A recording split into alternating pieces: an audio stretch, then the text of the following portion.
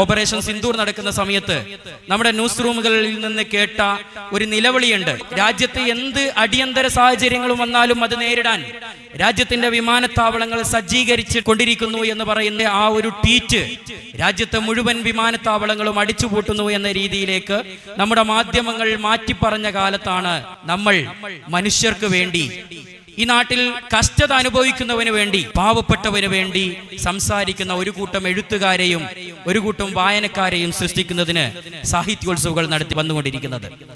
സാഹിത്യോത്സവങ്ങൾ കൃത്യമായിട്ടും അതിന്റെ അജണ്ട എന്ന് പറയുന്നത് മനുഷ്യപ്പറ്റുള്ള എഴുത്തുകാരെ സൃഷ്ടിക്കുക എന്നുള്ളത് തന്നെയാണ്. മനുഷ്യന് വേണ്ടി എഴുതുന്ന ആൾക്കാരെ സൃഷ്ടിക്കുക എന്നുള്ളതാണ്. മനുഷ്യർക്ക് വേണ്ടി മനുഷ്യന്റെ പ്രശ്നങ്ങളെ, മനുഷ്യൻ നേരിടുന്ന എല്ലാ അവശതകളെയും പരിഹരിക്കാൻ പറ്റുന്ന രീതിയിൽ സാഹിത്യങ്ങളെ രൂപപ്പെടുത്തുന്ന സാഹിത്യ പ്രവർത്തകരെ നിർമ്മിച്ചെടുക്കുക എന്നുള്ളതാണ് സാഹിത്യോത്സവം ലക്ഷ്യം വെക്കുന്നുള്ളത്.